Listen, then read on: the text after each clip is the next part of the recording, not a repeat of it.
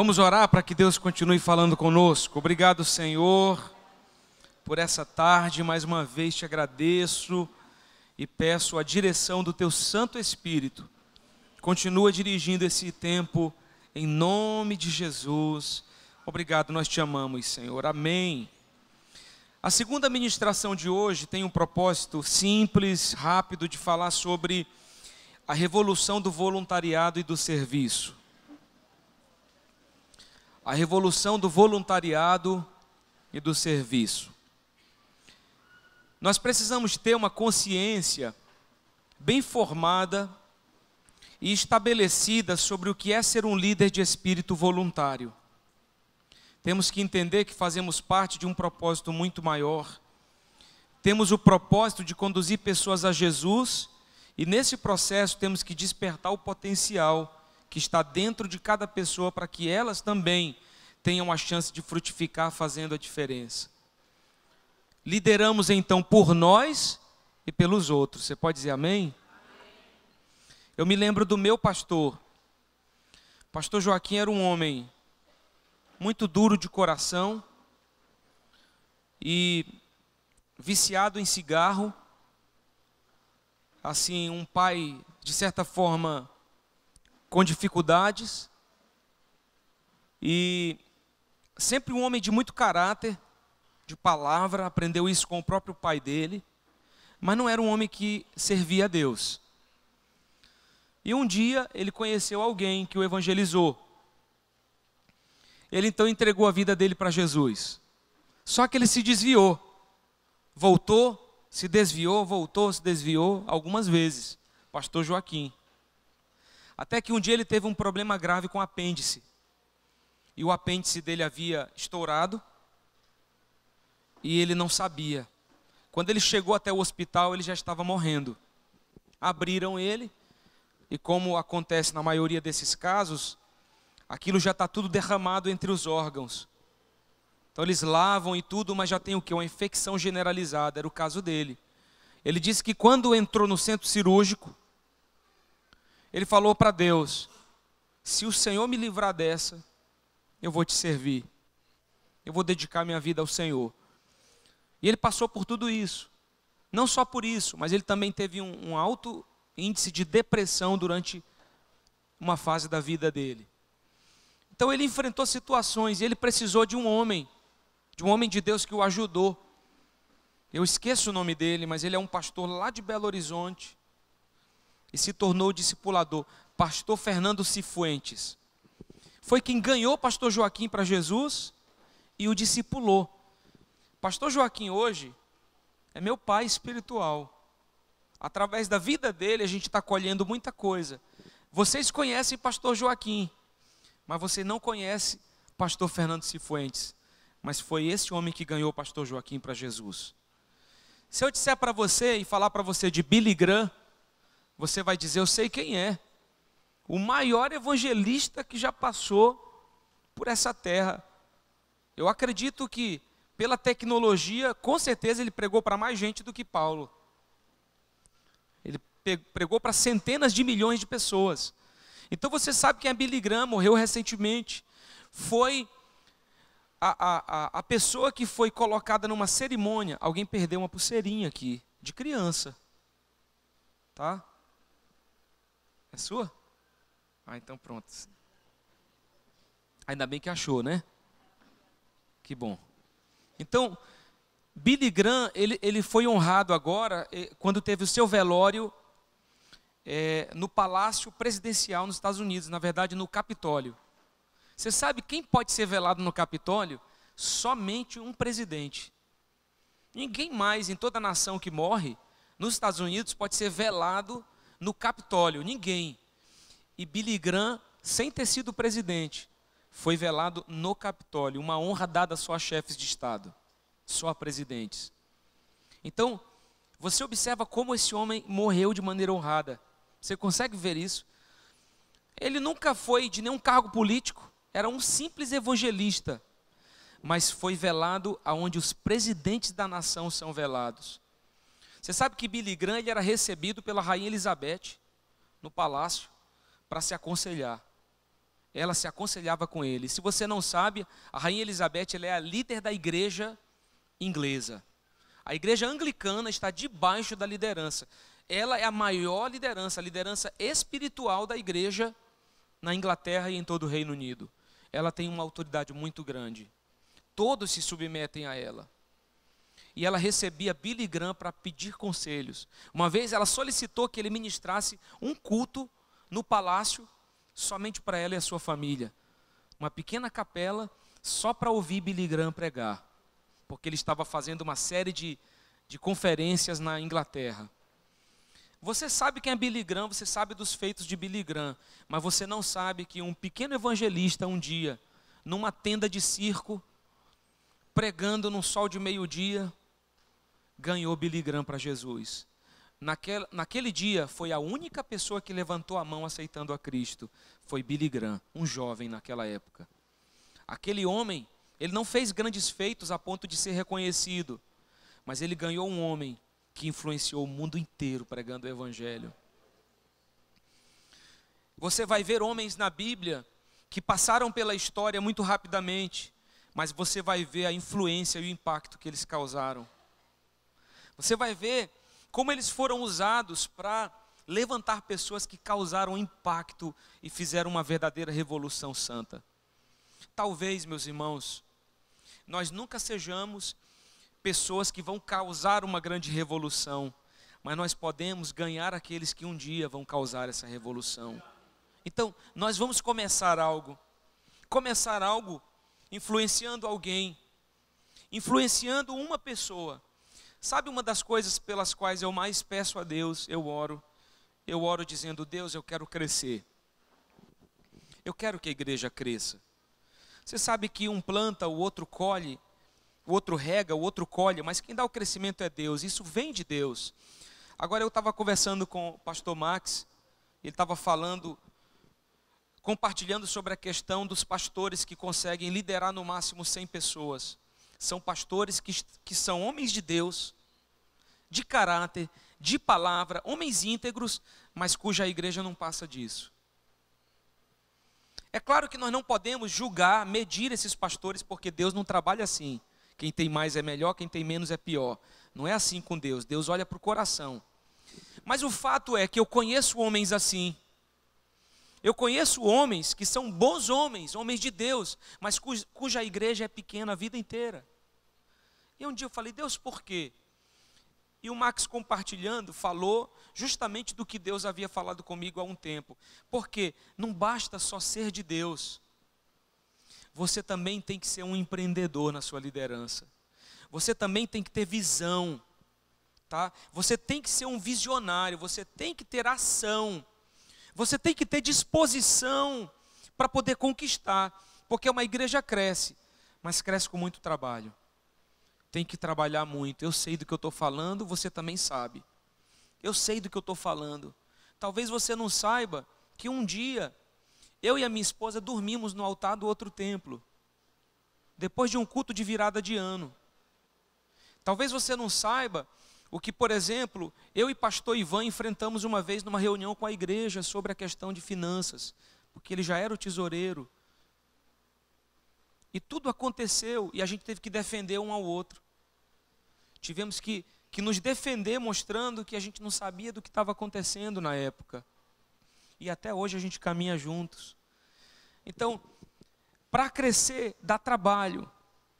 Hoje, eu estou dirigindo um bom carro. Mas há 10 anos atrás, eu vinha para a igreja numa bicicleta emprestada. E às vezes eu vinha a pé. Lá do Estrela até aqui. Com a minha esposa andando. Para poder vir para o culto. Hoje nós temos 2 zeladores. Mas antes, era eu e Max aqui limpando essa igreja. E antes dele chegar, eu vinha, deixava a minha esposa no trabalho, vinha para cá, abria o templo, varria todo o templo, às vezes passava pano, ajeitava as cadeiras e por volta do meio-dia pegava a minha esposa e ia para casa, de bicicleta. Hoje eu estou aqui, nós estamos do outro lado. O lado de lá a gente está usando praticamente para o trabalho infantil. Já temos um campus lá no Jaderlândia, outras propostas de mais 2 campos para começarmos. Esse ano, Deus fez esse milagre tremendo para a gente adquirir esse espaço onde fizemos o nosso encontro com Deus. o terreno da igreja está aí saindo. Na época nós não tínhamos credibilidade, ninguém acreditava em nós, as pessoas não queriam ser parte desta igreja, e hoje nós nos tornamos uma igreja que tem referencial, que é uma referência. Hoje nesse altar nós recebemos gente não só do Brasil, mas de várias outras partes do mundo, aqui. Pastores de grandes igrejas, pastores de nome, que vêm pregar aqui nesse altar, que saem das suas cidades e vêm pregar, porque eles sabem que encontram aqui uma igreja que vai receber, que é uma igreja saudável para que eles estejam aqui. Eles não vão a qualquer lugar, são pastores que vêm a lugares em que realmente eles sabem que é Deus. Então, para chegar até aqui nós levamos esse tempo. Agora, o que eu quero dizer com tudo isso? É um trabalho e nós vamos investindo nas pessoas. Isso é construindo uma história. Então, nós estamos assim, trabalhando, investindo nas pessoas e as pessoas vão crescendo. É isso que acontece. Eu uso exemplos como minha esposa, que falou para mim que não queria pregar, que queria me ajudar, mas que nunca ia pegar um microfone, hoje está pregando melhor que eu. É verdade. Não diga, não precisa, mas é verdade. Aí eu tenho pastor Emerson e pastora Solange, que chegaram, pastor Ivan e pastora Lúcia, que foram consagrados também, hoje estão liderando uma área, e outras pessoas que foram chegando, e Deus foi me usando também, e essas pessoas foram evoluindo, crescendo. Não é só mérito meu, é mérito do esforço de cada uma delas. Elas se esforçaram, mas houve um investimento, você entende? Houve um investimento. Eu passei 3 anos doutrinando a minha esposa. Você vai pregar, você vai pregar. Um dia você vai ser uma grande pregadora, vai dar certo. E hoje está aqui. Eu realmente acreditava, apostei, incentivei. Eu fui um dos maiores incentivadores da minha esposa. E ainda sou até hoje. Então, você precisa de alguém que acredite em você. Então, naquela tarde, aquele jovem simples, que queria ser jogador de beisebol, não era pregador que Billy Graham queria ser, ele queria ser jogador de beisebol, estava se preparando para isso, se converte com um simples pregador, e Deus o usa para pregar para centenas de milhões de pessoas no mundo inteiro, a ponto de aconselhar reis e presidentes. Eu fico pensando no galardão desse homem, que ganhou Billy Graham para Jesus, que se dispôs a pregar naquela tarde. Talvez ele nunca mais tenha ganhado um Billy Graham, mas só o fato dele ganhar um, já fez uma diferença tremenda. Então, a nossa vida é uma vida que precisa ser despertada para influenciar pessoas. Eu disse no início que eu oro para que Deus nos dê crescimento, mas escute, eu oro também para que, além do crescimento, Deus nos faça permanecer com um clima de igreja pequena. Assim, aquele clima aconchegante, tá? Aquele clima onde as pessoas se amam. É difícil, né? Eu estava outro dia num lugar com a minha esposa, de repente senta uma mulher do meu lado, senta do nosso lado e diz assim: olha, pastor Ediano, tudo bem e tal, tudo bem, meu, como você está e tal, tudo bem. E eu pensei, meu Deus, nunca vi essa irmã. Mas ela disse para mim: eu já sou ovelha de vocês há 1 ano. Há 1 ano eu me congrego lá na igreja. E eu nunca tinha me apresentado, e eu estou decidindo, hoje eu tenho que me apresentar para os meus pastores. 1 ano se congregando aqui. Então, não dá mais para a gente conhecer todo mundo, mas dá para a gente viver bem com quem conhece. Gerar vínculos, gerar relacionamentos. Vem cá, tu convida qualquer um para ir para a tua casa? Naquele dia de família, tu convida qualquer um para ir junto? Não, tem aquela... Então esse negócio de panelinha, às vezes é ruim, mas às vezes é bom. A tua célula é uma panelinha, irmão. Em que sentido? Não é que você está fechado, mas é que você gera uma comunhão com aquelas pessoas. Você gera um clima de família. Isso é saudável. Não pode deixar a família te impedir de receber um visitante, de receber alguém. Não é isso que eu estou falando. Eu estou falando que aqueles irmãos se tornam parte da sua vida.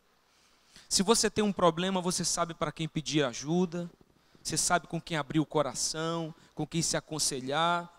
Eles também sabem que podem te procurar, então você gera esse ambiente. Então, precisamos ter essa consciência de que nós queremos crescer, mas crescer com qualidade. E nós vamos crescer, nós não seremos uma igreja medíocre, não. Nós, e eu falo debaixo do sangue de Jesus, já somos uma igreja acima da média. E em nome de Jesus nós vamos continuar crescendo. Quanto mais crescemos, mais vidas nós ganhamos para Jesus. Cada pessoa precisa de um propósito, de algo em que acreditar, e uma comunidade para pertencer e frutificar. E nós temos a resposta para essas necessidades. Nós, a igreja, tem a resposta para as necessidades do mundo. Lucas 4 diz assim, o Espírito do Senhor, Lucas 4, 18, 19.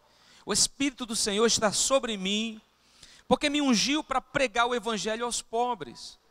Ele me enviou para proclamar a libertação dos aprisionados e a recuperação da vista aos cegos, para restituir a liberdade aos oprimidos e promulgar a época da graça do Senhor.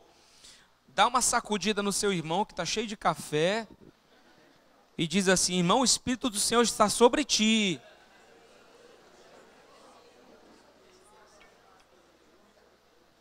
O Espírito do Senhor está sobre você. Você foi chamado, meu irmão. Você foi comissionado. Tem um texto aqui, voluntário, um passo à frente. Eu já li esse texto, mas eu vou ler de novo. Nos tempos antigos, certo general, em meio a uma longa guerra, reuniu seus soldados de elite e disse-lhes, tenho necessidade de um homem entre vós, meus soldados de confiança, para ser enviado em uma missão especial. Provavelmente ele não voltará com vida. Que convite, né? Maravilhoso. Mas o meu reino e o destino desta guerra dependerá deste derramamento de sangue. Para não vos intimidar e para que não sintais constrangidos em aceitar meu pedido, vou colocar-me de costas por um instante. Que o voluntário dê um passo à frente. Ao virar-se novamente para seus comandados, ele os viu alinhados e ficou decepcionado, porque ele achava que um ia estar assim, destacado. Eu sou o cara que vou morrer. Mas quando ele olhou, não tinha ninguém destacado, estava todo mundo alinhadinho do mesmo jeito. Ele disse, ninguém se apresentou, não haverá entre vós nenhum homem fiel a mim. Senhor, na verdade, todos nós demos um passo à frente, disse o capitão dos soldados. Há à nossa frente uma grande missão a ser cumprida. Ela certamente matará nosso conforto, nosso tempo livre, nosso ego, nosso orgulho e os prazeres da nossa alma. A missão é levar aos homens o conhecimento de Deus, sua salvação e seu propósito. Quem está disposto a apresentar-se imediatamente a Deus para essa missão? Um exército inteiro estava sob o comando daquele general. Entretanto, diante de uma decisão tão importante e pessoal, o general virou as costas, pois ele não queria interferir na opção dos seus soldados. Por certo, ele se alegrou ao constatar a fidelidade e a disposição dos seus comandados. Nós também estamos sob o controle de Deus, mas Ele não interfere em nosso livre-arbítrio. Escolhemos servi-lo ou não. Existe um reino a ser conquistado e uma guerra a ser vencida. Muitos são os soldados dispostos a dar o próximo passo, um passo à frente. É claro que o nosso trabalho é voluntário, mas não podemos achar que por causa disto, vamos fazê-lo de qualquer forma. Não é porque alguém é voluntário no reino, que vai fazer esse trabalho de qualquer maneira. Ah, é para Deus. Houve uma época que a gente ouvia a seguinte conversa. As coisas do diabo são tão bem feitas. As festas mundanas. Olha que coisa de qualidade. Mas quando se trata da igreja, tudo é assim feito de qualquer forma, é igreja mesmo. Ou seja, Deus é bonzinho, Ele aceita. Ele aceita o que quer que você faça. Deus, Ele é digno de excelência. Agora escute, a sua excelência pode não ser a minha excelência. Se eu tenho mais recurso que você, a minha mão, eu tenho a obrigação de fazer algo melhor. Mas se você fizer o melhor que você pode com o que você tem, pode ser menor do que o que eu fiz, mas se é o melhor que você pode fazer, você é excelente no que você faz. Você consegue entender isso? A excelência não se mede num nível só, por todos. A excelência se mede num nível em que você dá o seu melhor a Deus. Você faz o seu melhor para Deus? Então eu te pergunto nessa tarde, dentro da tua liderança, você tem feito o seu melhor para Deus? Você tem agido com excelência? O nosso trabalho é voluntário, meus irmãos, mas ele precisa ser desenvolvido com excelência. Mateus 9,35 diz: e percorria Jesus todas as cidades e aldeias, ensinando nas sinagogas deles e pregando o evangelho do reino e curando todas as enfermidades e moléstias entre o povo. E vendo as multidões, teve grande compaixão delas, porque andavam cansadas e desgarradas como ovelhas que não têm pastor. Então disse aos de seus discípulos: a seara é realmente grande, mas poucos os ceifeiros. Rogai, pois, ao Senhor da seara que mande ceifeiros para a sua seara. O fato, queridos, é que os campos eles estão brancos e temos poucos voluntários. A Bíblia também nos diz o seguinte: porque a criação aguarda com ardente expectativa pela manifestação dos filhos de Deus. Quem são os filhos de Deus que precisam se manifestar? Deus não nos criou para que estejamos paralisados, mas para que sejamos frutíferos. Mais uma vez, olha para esse irmão e diz: você foi criado para ser frutífero, mas olha mesmo, sacode ele. Liderar não é uma questão qualquer, mas sim uma questão de obediência ao mandamento de Jesus, o ide. Por que você lidera? Por obediência. Você pode dizer amém? Amém. É obediência. E eu vou te falar, é difícil. Deixa eu tentar explicar, né? Você olha para um filho e diz assim: filho, pega um copo com água para mim. Aí o teu filho: claro, pai. Com sorriso, vai. O senhor quer como? Natural, gelada ou misturada? No filtro que mistura, né? Meu filho, misturada, claro. Ele vai até lá, traz para você a água, né? Verdade? Aí tá lá, tudo bem. Aí ele ainda diz: pai, tá aqui a água, ainda tem um chocolatinho para o senhor, que eu tinha lá, tá aqui, ó. Coisa boa. Né, e tal. Não é uma coisa boa, mas isso é uma coisa difícil. Mas a água fica melhor, né? Agora, o filho diz assim: poxa, pai, só tem eu aqui nesta casa para pegar esta água. Você perde até a sede, né? Não, desse jeito eu não quero. Então, é o que nós falamos, é difícil quando a gente tem que dizer: filho, vai buscar essa água agora, senão eu vou te dar uma remada. Eu sou teu pai, quem manda aqui sou eu, a autoridade é minha. Eu tô te servindo todo dia e tu reclama me trazer um copo com água. Vai lá dentro e não cospe no copo, traz a água limpa. Não vai cuspir escondido dentro desse copo. Eu vou saber. Ou seja, é difícil quando você tem que obrigar alguém a fazer o que ela deveria fazer com alegria.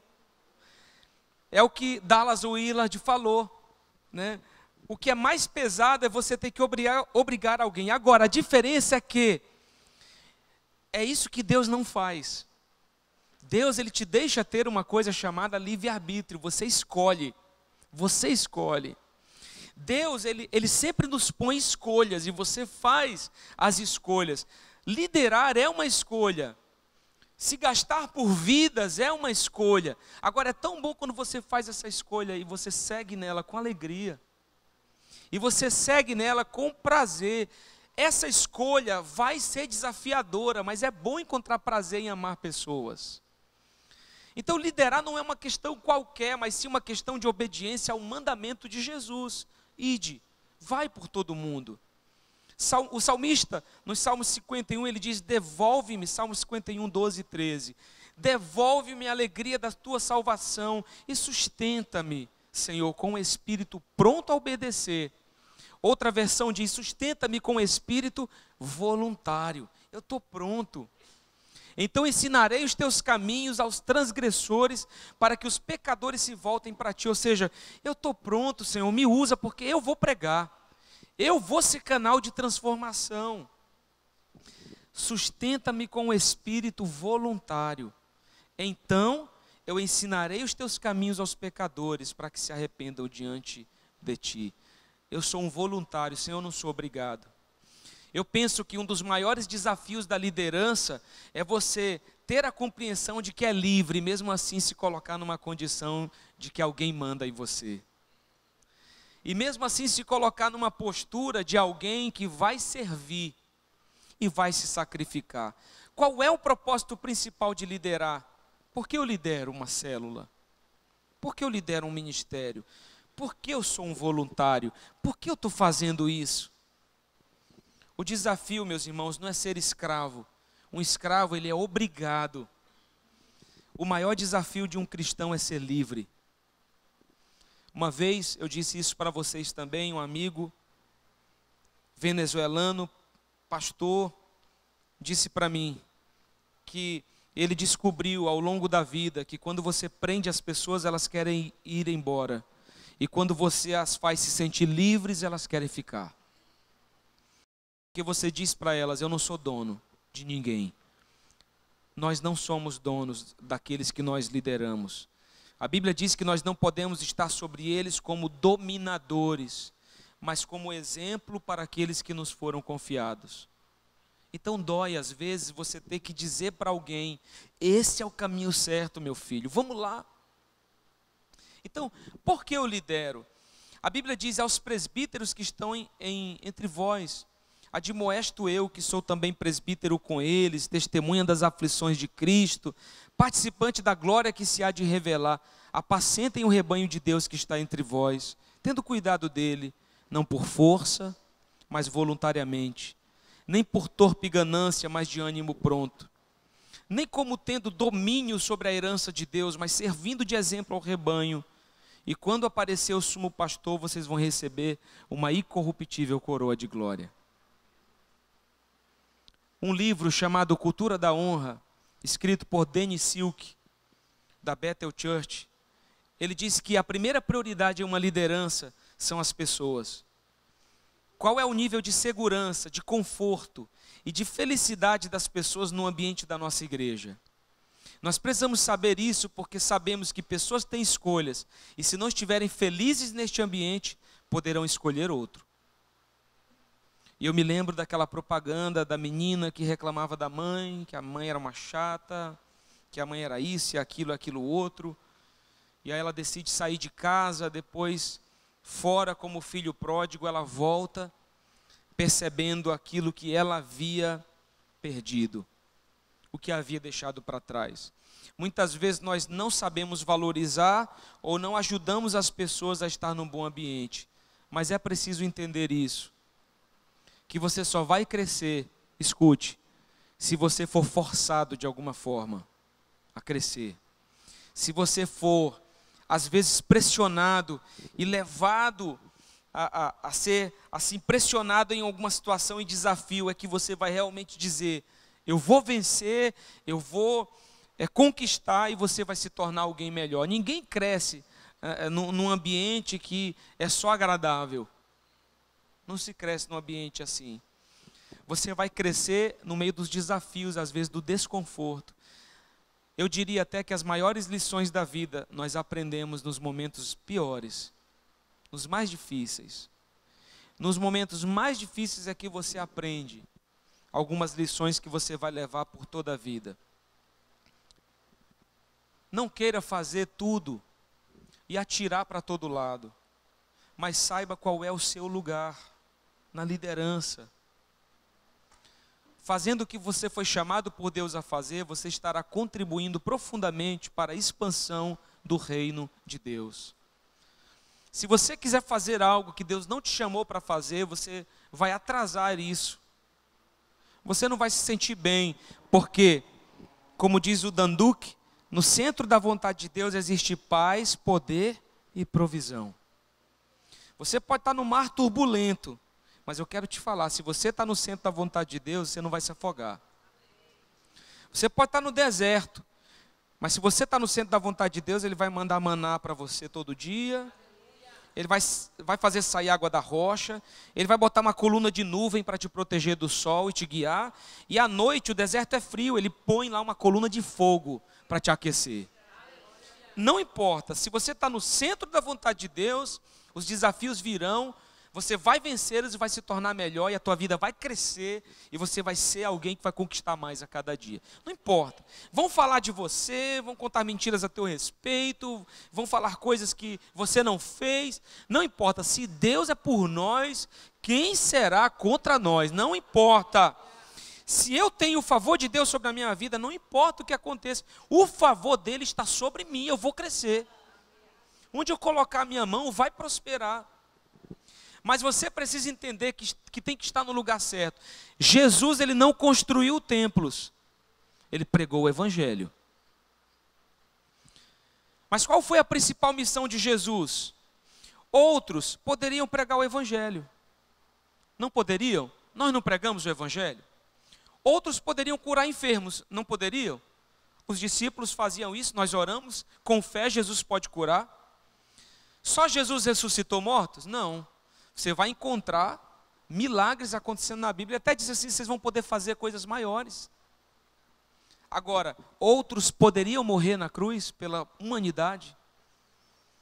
Só um foi achado digno. Só um foi achado digno de morrer na cruz do Calvário, suportando os pecados da humanidade. Aquele propósito era de Jesus e de mais ninguém. Ninguém podia morrer na cruz e ter a remissão dos pecados da humanidade aceita pelo Pai. Só o Filho, só o Cordeiro de Deus, enviado por Deus para tirar o pecado do mundo. É isso que eu quero te dizer, existe um propósito principal nas nossas vidas, pelos quais nós vamos morrer, pelos quais vamos dar a nossa vida. Aquilo está queimando no nosso coração, foi Deus que plantou ali. Entenda também que não é porque você tem mais aptidão para uma coisa que não pode servir em outra. Eu sou advogado, eu não posso lavar banheiro. Eu sou isso, eu não posso fazer outra coisa. Não, o meu propósito é esse. Não, eu não posso. Claro que pode. Claro que você pode ajudar, servir em outras áreas. Claro, mas existe um propósito principal. Existe um dom principal que Deus te deu. Olha para o irmão do lado e diz assim, tem algo, irmão. Tem algo que é especial na tua vida. Você tem que descobrir isso. Quando você descobrir isso, ninguém vai te segurar. Quando você souber isso. Só que tem gente desistindo muito fácil, desanimando muito fácil. Eu quero te falar que a vida, qualquer coisa que você escolha fazer nela, você vai ter desafios. Não existe isso. Não existe algo na vida que você diga, eu não tenho desafio. Se você ganhar na loteria, eu não sei quanto é que está, se não está agora, mas é coisa de milhões.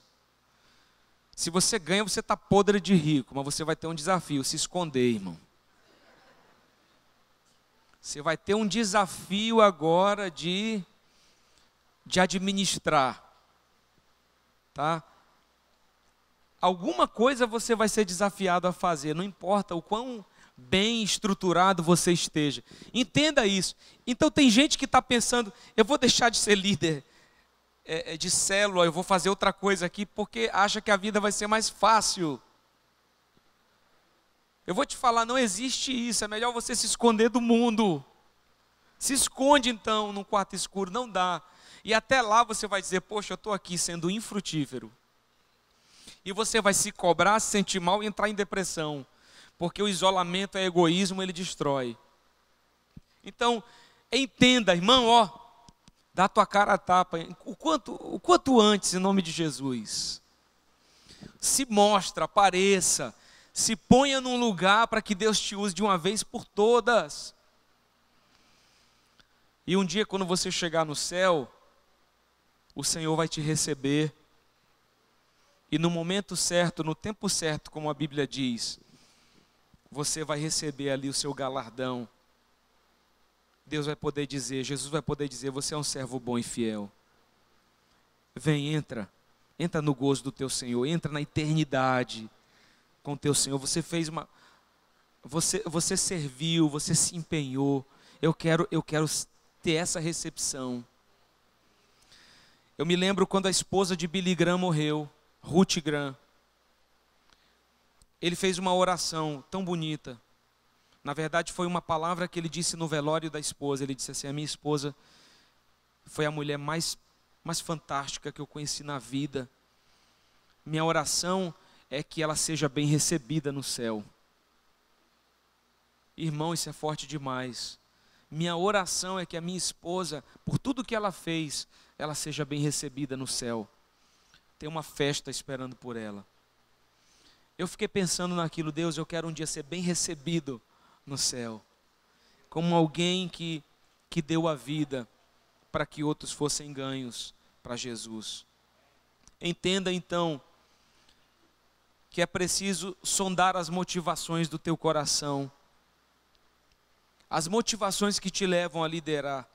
O salmista disse, sonda-me, ó Deus, e conhece o meu coração. Prova-me e conhece os meus caminhos. E vê se há em mim algum caminho mau e me guia pelo caminho eterno.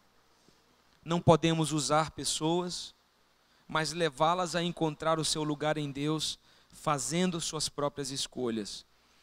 Não lideramos por benefício próprio, mas simplesmente servimos. Defenda também a sua posição de liderança.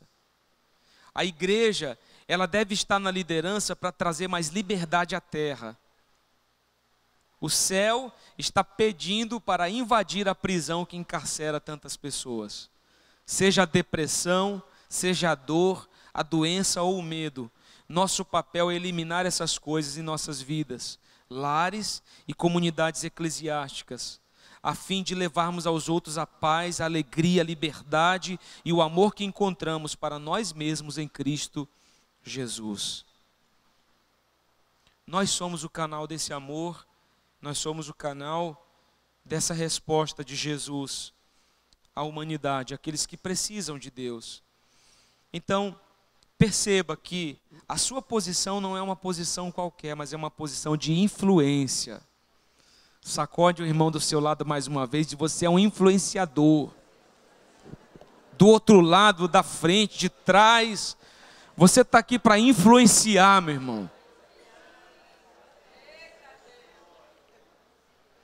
Liderar é uma grande responsabilidade. Defenda a sua posição. Eu sou um líder. Eu sou parte do exército de Deus. Então nós entendemos que influenciamos pessoas e precisamos usar esse poder com amor e com equilíbrio.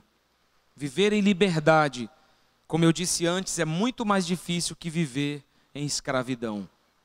Os escravos, eles eram obrigados, eles sabiam disso. Mas você servir sendo livre é que eu quero ver. Esse é o maior desafio. Você se submeter, podendo escolher não fazer. Mas você olhar para alguém e dizer assim, você é o meu pastor, você é o meu líder de célula, eu vou caminhar contigo, entendendo que você está fazendo isso com liberdade de não fazer. Então a liderança, ela é uma grande responsabilidade e nós estamos semeando e investindo da nossa vida na vida dos outros. Que Jesus seja o maior exemplo de uma liderança saudável para cada um de nós. Ele amava, mas ele também corrigia. Ele libertava, ele curava e ele tinha uma liderança completa. Porque o evangelho, ele não pode ser um evangelho só de pregação, de palavra, mas de manifestação de poder. De manifestação do poder de Deus. E aí nós chegamos naquele ponto que diz que para se gerar influência, você também tem que ter estratégia. Tem gente que diz assim, nós não podemos ter 2 pesos, 2 medidas. Na verdade, isso é bíblico. 2 pesos, 2 medidas, não. Mas você também não pode tratar todo mundo da mesma forma. Tem aquelas pessoas que se você der um grito com elas, elas choram. Né? Elas ficam assim, mal. Mas tem gente que só vai no grito. Ele só anda se você estiver gritando, bora lá, e você vai. Tem gente que é assim, né? Tem gente que você não precisa nem falar tudo. Você fala um pouquinho, meu irmão, ele já vai, ele faz acontecer. Dá para você fazer? Dá. Vamos lá, à tarde ele já fez. Mas tem gente que você diz assim, faço. 1, 2, 3, 4 dias, uma semana. Irmão, pastor, eu esqueci. Né? Eu esqueci. Não fez. Ou então tem aqueles que você diz assim, irmão, qual era a solução para isso? Pastor, era isso, isso e isso. Verdade, você fez? Não. Tem gente que é mais autossuficiente, ela não precisa ficar te consultando toda hora. Ela sabe o que tem que fazer e faz, mas tem gente que sabe o que tem que fazer e mesmo assim te pergunta. Ele sabe o que tem que ser feito, mas te pergunta. Ou então, o pior, sabe o que tem que ser feito, mas não faz. Gente, nós somos líderes.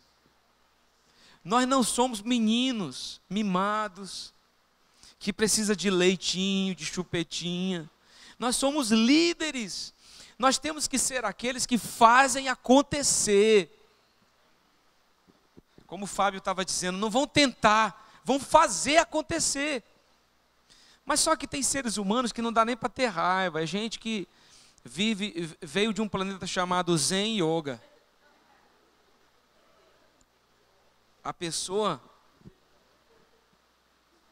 ela não é normal, certo? Ela é tranquila, ela é zen, entendeu? E você pede para fazer as coisas e ela parece que está tomando draminho o dia inteiro, né?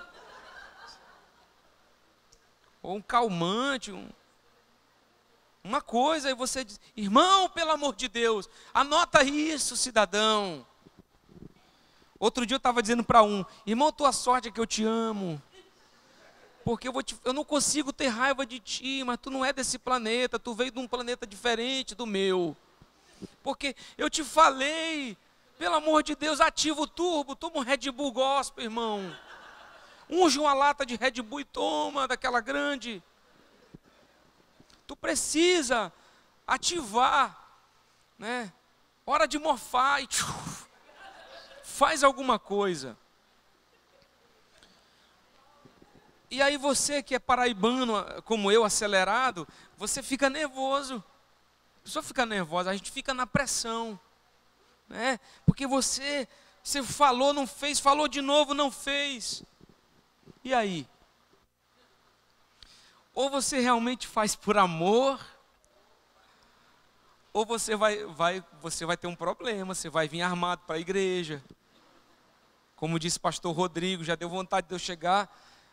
Outro dia eu estava com a minha esposa num lugar, e aí chegou um cara no Crescer, pegando o João Pedro, e aí chegou um cara, desceu com aquele colar de delegado, né? E rapaz, aquilo, se eu não estou enganado, era uma 765, com a camisa assim e aquela arma aqui. Ele chegou com a arma aqui, assim, todo mundo estava vendo. Aí minha esposa disse assim, amor, aquilo é uma arma. Se é, meu Deus, mas esse homem não tinha que descer do carro assim, no meio das crianças, com a arma aqui. Aí eu fiz uma brincadeira com ela, eu disse assim, amor, já deu vontade de chegar na igreja assim, armado. Aí ela disse assim, para de brincadeira. Igual meu amigo, pastor Léo, lá de Brasília, que ele é delegado da Polícia Federal, da Divisão Antiterrorismo, foi treinado no Exército de Israel e ele prega armado, né? A arma aqui atrás. Ele já pregou 2 vezes aqui na igreja com a arma aqui atrás. E ele me contou que uma vez ele pregando viu um assalto do outro lado da rua, na frente da igreja. Largou o microfone e correu atrás e prendeu o bandido. Voltou e continuou a mensagem. Verdade, prendeu mesmo o cara. O cara estava assaltando um lugar lá, ele viu, correu e prendeu. Aí ele quando vai fazer o apelo final, ele põe a mão atrás assim, quem quer aceitar Jesus hoje? Quem gostaria de receber a Cristo? Cara, eu quero. Agora, só se for agora. Às vezes, você tem esse ímpeto de querer ver a pessoa crescendo e fazendo o que ela tem que fazer. Só que igreja não é empresa, que você pode simplesmente demitir alguém. Você precisa às vezes tentar uma segunda vez, uma terceira, e você vai insistindo com a esperança de que Deus pode transformar a vida daquela pessoa e de que ela vai crescer e de que ela vai realmente se ativar e viver os sonhos de Deus para a vida dela. Então, nós chegamos nessa parte de que temos que forjar isso no coração das pessoas para que elas vivam o chamado de Deus. E precisamos então de estratégias, assim como na célula, nos ministérios e na vida. Vai me dizer que nós que somos pais não temos que ter estratégia com os filhos às vezes. Porque às vezes mesmo batendo, o filho continua fazendo o que não é bom. Aí você bate, o menino ainda diz assim, não está nem doendo, papai. Pode bater que não dói. E nem chora. Aí você olha e diz assim, o que é que eu faço? Estou batendo no menino e o menino diz que nem dói. Né? Nem vou chorar. Aí você vai pensar, o que mais ele gosta? E aí você diz, está de castigo disso, daquilo, para tentar causar um impacto de mudança. É difícil às vezes liderar como pais. E nós temos que ter então as estratégias certas para isso. E aí eu entro aqui na terceira ministração da nossa revisão de hoje, tá? Inclusive eu quero pedir perdão a vocês porque nós teríamos um retiro e aconteceram algumas situações como falta de lugar disponível e algumas modificações que a gente vai precisar fazer na estrutura para poder comportar as pessoas. Então, além do recurso financeiro, já que quando eu marquei o retiro, a gente não tinha comprado o celeiro Liberdade. Então aí tem toda uma questão, mas nós vamos ter isso em outro momento. Ou seja, as estratégias, voltando aqui, são especiais para que nós possamos conquistar vidas para Jesus com mais eficácia e fazer com que as pessoas vivam o seu potencial. É claro que numa célula, num ministério, nós temos o propósito de edificar os que já servem a Jesus e também de gerar comunhão entre as pessoas. Mas especialmente na célula nós temos a estratégia de ganhar vidas para Jesus. Uma vez eu ouvi alguém dizer, primeiro nós ganhamos as pessoas para nós, depois nós as ganhamos para Cristo. Eu gostei disso. Você gera uma influência para que depois essa pessoa, através do teu testemunho, queira servir a Deus. E aí nós entramos em algumas estratégias que vão servir especialmente para a tua célula. E se você está aqui, é líder de ministério, não importa, você é membro desta igreja, você faz parte da liderança, então você precisa ouvir isso. Primeiro, a linguagem. A gente falou hoje sobre comunicar a visão, sobre ser claro naquilo que você quer. Essa linguagem ela é importante. Então eu vou te falar, na tua célula, cuidado com o crentez. Tem gente que usa muito isso, né? Como é que está vaso de fogo? Varão valente. Né? O negócio aqui hoje vai ser fogo puro. Irmão, vamos orar que hoje o varão de branco está nesse lugar. Irmãos, todas essas linguagens você pode usar. Só que quando se trata de uma célula, se você tem visitantes, você mais assusta do que atrai. Então você precisa ter cuidado com a forma como você comunica, tá? Fazendo isso, nós comunicamos ao visitante que ele não faz parte do nosso grupo ou da nossa tribo. As pessoas não se sentirão bem-vindas assim e se sentirão um peixe fora d'água. Nós temos que ter uma linguagem inclusiva e não exclusiva. Nós temos aqui na igreja hoje empresários, médicos, estudantes de medicina, advogados, funcionários públicos, profissionais diversos. Nós temos que ter uma linguagem nas ministrações que comunique ao máximo o evangelho a estas pessoas. Pensar numa maneira, em nossos estudos bíblicos das células, de comunicar o estudo, tá? Temos que estudar o estudo e assim encaixá-lo para o nosso público-alvo na célula. Se a tua célula é uma célula que você está ganhando gente que só fala em gíria, que só entende essa linguagem e tal, talvez você tenha que aprender alguma coisa aí. Fala, mano, bem-vindo, cara. Tem que aprender.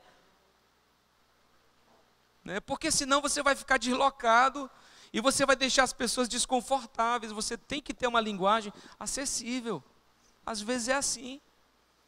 Você não vai ter que, eu vou usar droga para ganhar drogado. Não. Paulo disse, me fiz de tudo para ganhar a todos. Ele não quis dizer, eu bebi para ganhar alcoólatra. Não. Ele quis dizer o seguinte, eu tentei compreender a cabeça de um alcoólatra, para falar de forma que ele entendesse. Eu entrei no mundo dele, na cabeça dele, para explicar para ele o que Jesus pode fazer. É disso que Paulo está falando, entenda. Então nós temos que comunicar. Nossas células têm que encontrar o equilíbrio entre ser evangelista e entre pastorear. A visão celular, por exemplo, ela sempre precisa ser lembrada aos membros da célula. Não vamos multiplicar com líderes mal formados que levam a célula da multiplicação à morte. Tem que ser líderes que estão sabendo caminhar com a sua própria célula, se comunicar com ela. Se você não tem tido esse coração e esse engajamento estratégico, você precisa começar a mudar isso, para que nós realmente tenhamos uma célula frutífera. Aí você tem os dons espirituais.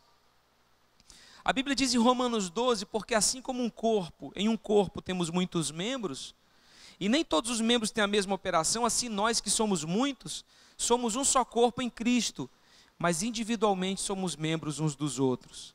De modo que tendo diferentes dons, segundo a graça que nos é dada, se é profecia, seja ela segundo a medida da fé.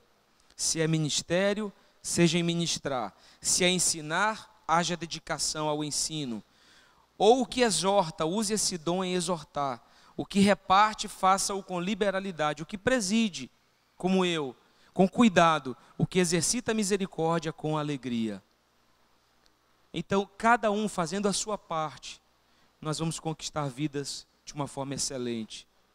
Na célula, a célula é o melhor lugar que nós temos para que haja um movimento dos dons espirituais. Para que as pessoas possam exercer o seu dom, exercer o seu talento, exercer aquilo que queima no coração. Às vezes a pessoa não vai estar logo no púlpito cantando, tocando, mas ela pode começar na célula.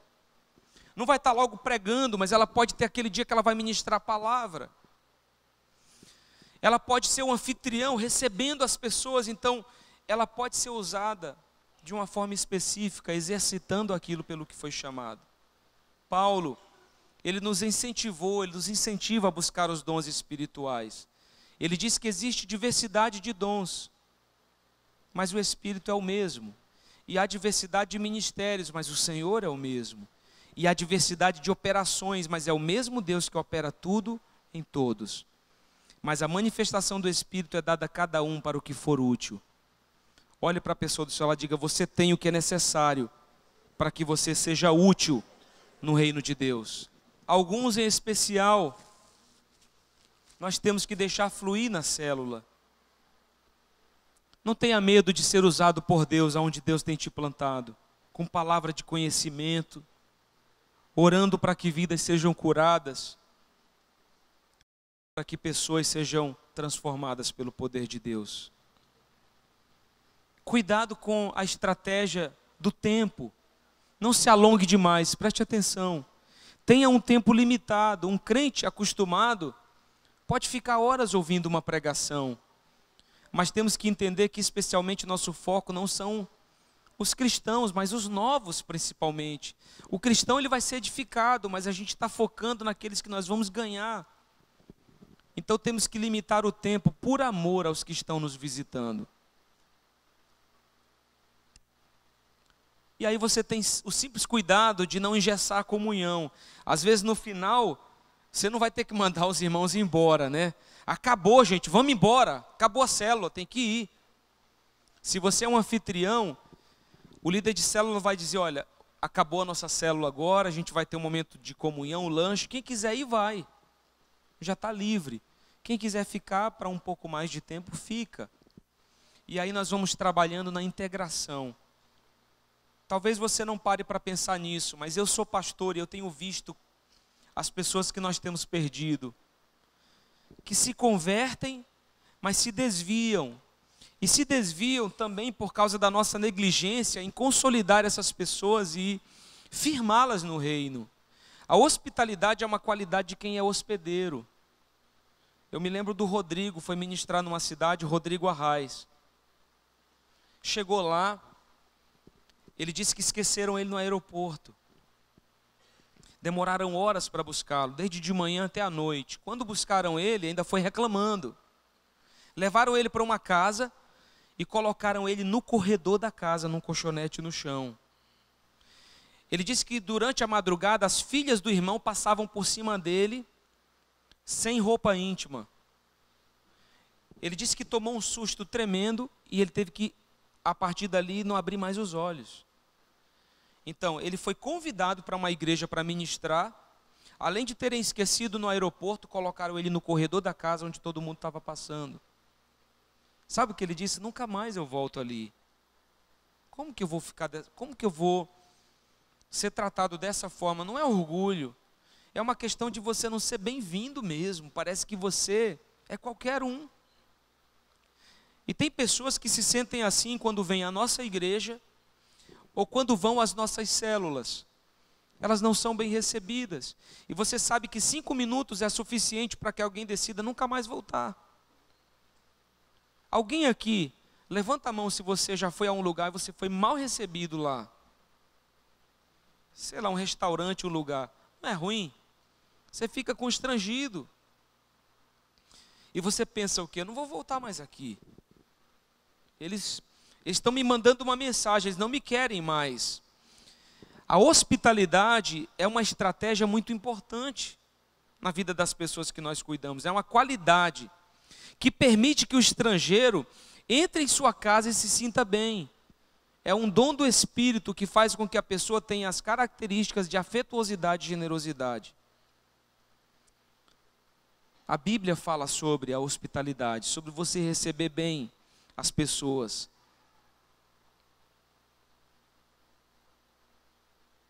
Nós temos que ser intencionais para que as pessoas que nos visitam se sintam amadas e especiais. Por isso, por favor, me ajude com algo. A partir de hoje, nos nossos cultos, se você estiver na igreja, no culto, eu quero que você seja intencional. Venha para o culto olhando para os lados. Se tiver alguém que você não conhece, chega para a pessoa, é simples, faz igual meu filho falou uma vez, né? Pai, me põe para brincar com aquele menino, meu filho, eu não sei quem é. É fácil, pai, se eu chegar lá e se apresenta, diz seu nome, e a gente brinca. Tem gente que é travada, criança é simples, né? Então, chega aqui, pastor Emerson, por favor. Você chegou num culto, viu lá? Ô irmão, meu nome é Heber, tudo bem? Bem, meu querido. O senhor está a primeira vez aqui? Visitando a igreja. Meu irmão, que bênção, é bom receber você. O pastor Emerson é um ator, rapaz. Que bom receber você, rapaz. Aí você diz assim, irmão, tu já está em célula? Não, é a primeira vez que eu estou aqui, então eu tenho uma célula especial para o senhor. Ou então, se você não tem, você diz assim, Marcelo, Edilene, cadê o pessoal do Alicerçando? Vem cá, olha, esse aqui é o Emerson, ele está chegando à igreja hoje e ele quer fazer parte de uma célula, tal. E você vai e pode sentar, por exemplo, você vai fazer parte do próximo alto de Páscoa. Então você engajou a pessoa, tá? Mas tem gente não, e eu estava até brincando com o pessoal, né? O pessoal do Alicerçando que vem para frente, eu estava brincando com eles, que eu chamava, aí eles vinham assim.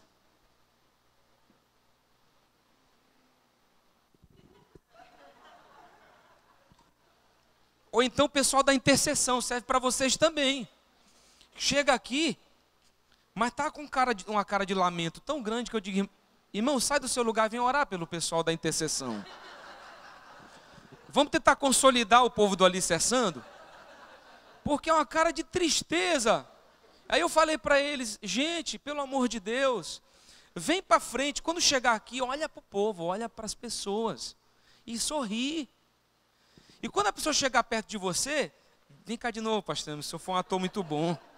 Assim, ô meu irmão, Pai do Senhor, o senhor quer oração pelo quê? Aí a pessoa vai falar, irmão, posso impor as mãos sobre a tua vida? Pode. Vamos orar então. E ora. Aí eu vi alguns orando, estava meio com medo assim. Oração Power Ranger. Ou então, sei lá. De longe. Irmão, chega perto. Olha para a pessoa. Ela é gente. Não vai morder. Então, aí eu fazia o chamado, o pessoal do lado, meu coração apertava, eu dizia, oh, meu Deus. Aí eu comecei a mudar, irmão, vem aqui comigo, onde eu estou, aqui comigo eu oro por você. Aí aqui eu passava para eles, mas uma cara tão fechada e triste, sério, que eu ficava assim com o coração apertado, poxa vida, não parece que estão com Jesus no coração, que estão servindo a Deus, que acabou de terminar um culto abençoado. Não é verdade que Deus está aqui, que Deus é bom? Tem gente que tem uma cara que parece que o diabo está vencendo. Pois é. Irmão, chega com alguém. Irmão, você está aqui hoje, bem-vindo. Que tal você participar de uma célula? Vocês são líderes, vocês precisam estar acordados. Precisam estar despertos para poder ver o que está acontecendo em volta, gente. Amém? Essa é uma estratégia que a gente precisa utilizar para receber bem as pessoas. O anfitrião, por exemplo, ele deve arrumar as cadeiras, estar pronto para receber com alegria os que estão chegando e acolhê-los com amor. Aí eu lembro daquela história do irmão que me procurou, aconteceu comigo, e falou, pastor, o diabo está na minha célula. O senhor tem que fazer uma visita. Como é, irmão? Pastor, a presença maligna. Uma coisa assim opressora. Aquilo é um demônio na casa daquele irmão. E eu vi umas plantas lá, umas coisas. Parece um chá que a sua sogra faz. Chá de capim santo, essas misturas, isso não é de Deus. Isso, além de ter mau cheiro, não é uma coisa boa. Brincadeira. Aí a pessoa disse para mim, né? Aí eu, como é, irmão, tal... Faz uma visita na célula, você chega àquela sala grande, com um bocal de lâmpada, lá naquele pé direito alto da casa, bem fraquinha. Aí você entra, está aquele ambiente assim, sombrio. Aí você, meu Jesus amado, as pessoas vão sentando numa tristeza, porque a luz ela causa um impacto. Você sabe que na Suíça, os banheiros públicos, eles têm luz azul. Para quê? Para que os drogados não vejam, não encontrem as veias do braço para injetar droga. É uma técnica. Tem outras ruas que tem uma espécie de luz que estimula a alegria. Você vai caminhando pelas ruas e aquilo vai estimulando o teu coração, tua alma, a luz. Aí você chega e encontra um ambiente que tem uma pequena lâmpada para uma sala gigante e alta. Aí, irmã, eu já sei onde está o Satanás. Agarrado nesse bocal aqui. Está bem aqui. Tem que trocar. Aí eu falei, irmão, pelo amor de Deus, põe uma lâmpada. Eu falei para ele, põe uma lâmpada que vai clarear, o ambiente está oprimido mesmo, é a luz. Você tem que botar uma luz que vai clarear esta sala. Não é o diabo, é a iluminação aqui que está deprimindo. Então, às vezes, um pequeno ponto está fazendo a diferença. Tá? Ao invés de somar, tá fazendo é com que se atrase aquele trabalho. Então, como você recebe, como você acolhe, como está o ambiente da célula que você lidera, isso vai fazer a diferença. Além disso, e principalmente, Jesus, além das questões físicas, Jesus tem que ser o centro dos nossos ministérios de liderança. A palavra tem que levar Jesus, as canções têm que levar Jesus, a célula é tudo sobre Jesus, é tudo sobre Ele. Não pregue, meu irmão, na célula, ministre uma mensagem. Você não está num culto, você está num ambiente mais informal, deixe as pessoas falarem, deixe elas tirarem suas dúvidas, deixe elas dizerem o que quiserem dizer. Nós temos que gerar o envolvimento das pessoas durante a palavra. Nós somos, na verdade, facilitadores para que as pessoas, entendendo a palavra, sejam edificadas e recebam a Cristo. Os estudos bíblicos vêm para te dar um norte, uma direção do que falar. Trabalhe bem as perguntas do estudo. Estude. Tem gente que quer ler na hora e ministrar na hora que está lendo. Você precisa ler antes. Você tem que estudá-lo antes. Você pode, de repente, pôr um versículo ali que você acha que encaixou melhor. Vai lá, lê o versículo, mas o estudo está ali para te dar uma direção. Não se ponha numa posição orgulhosa de quem sabe tudo, mas construa um conhecimento, sempre que possível, usando a opinião das pessoas que estão ali. Busque sabedoria de Deus para isso, até porque algumas opiniões podem ser antibíblicas na célula. Alguém já viu opinião antibíblica na célula? Vai ter. Mas as pessoas têm que ser livres para falar. Célula é isso, tá? E aí elas falam e você traz o conhecimento bíblico, com amor, ensinando. Então não pregue, mas interaja com as pessoas. Não é uma pregação, é um compartilhar da palavra em que as pessoas podem se envolver também. E terminando essa ministração, eu tenho aqui algumas observações que foram feitas na nossa pesquisa que fizemos no dia que a gente entregou os blocos do sorteio da POP. Primeiro, o tempo de 1 hora é insuficiente para tudo que é proposto: louvor, palavra, oração, dinâmica e testemunho e tempo de comunhão. Eu realmente acredito que o tempo de 1 hora, ele passa rápido, ele é curto mesmo, tá? Para que você consiga fazer tudo isso. Então você pode levar até 1h30, 1h15, 1h20.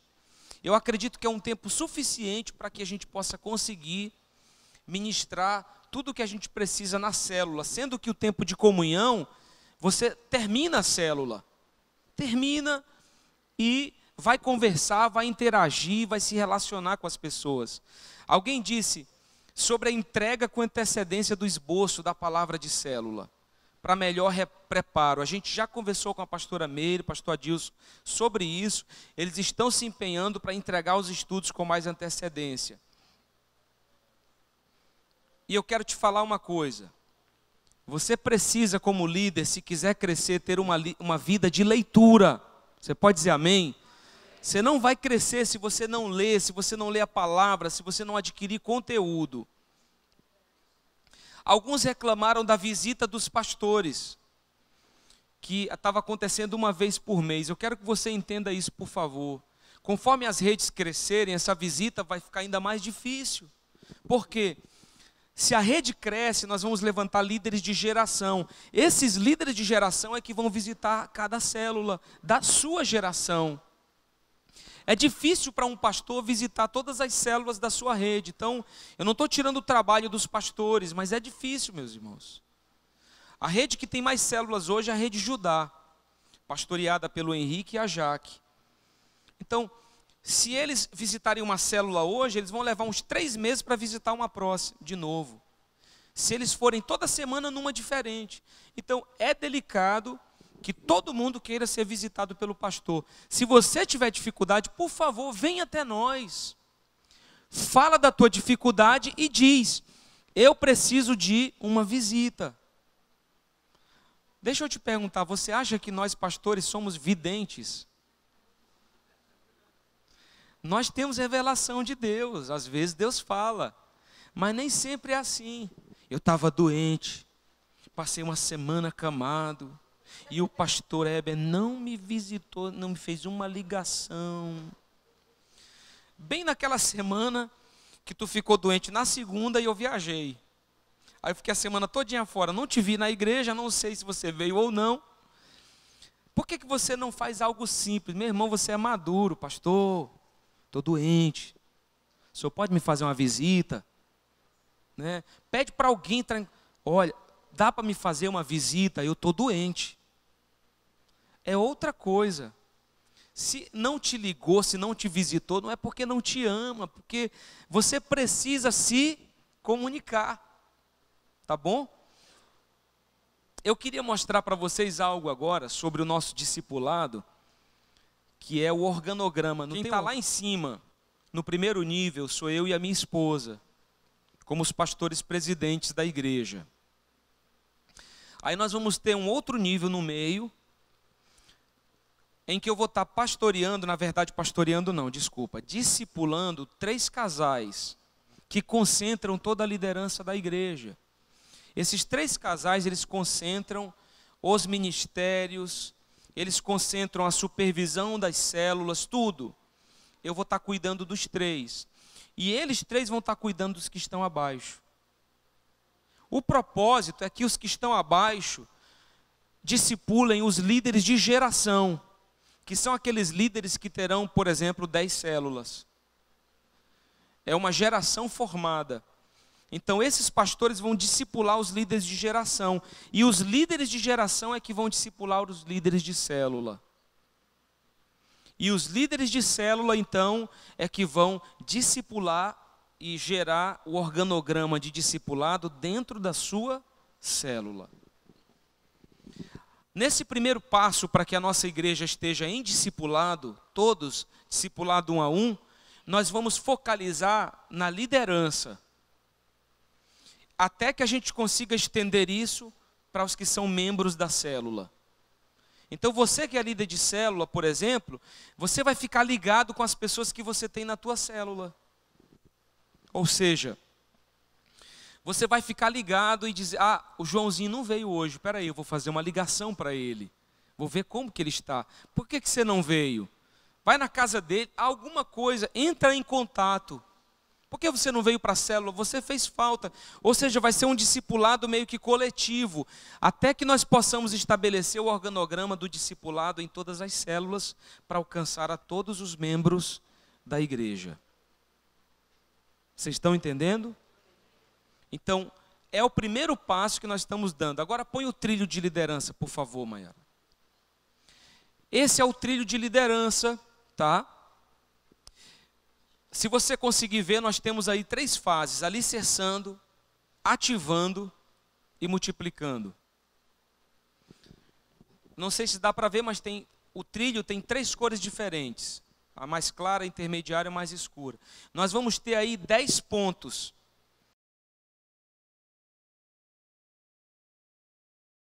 O primeiro ponto é o começo, a decisão de seguir Jesus, quando a pessoa se converte.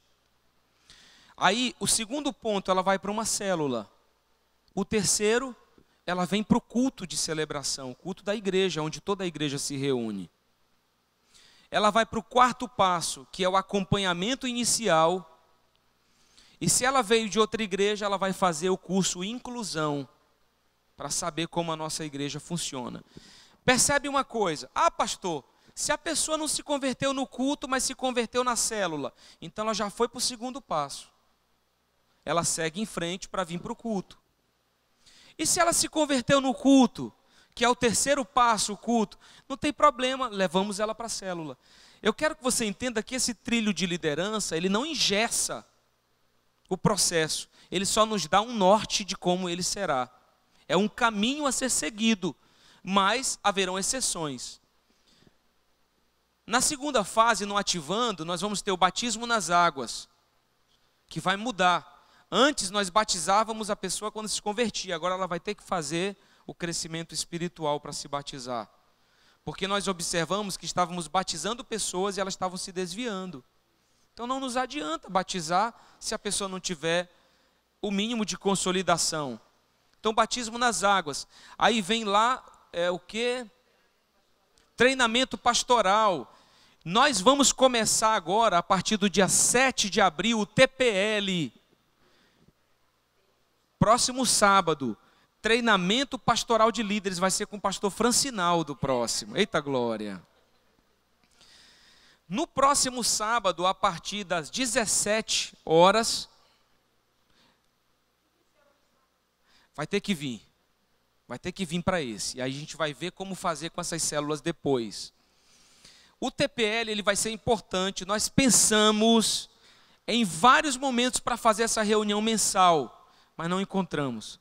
Só conseguimos isso no sábado.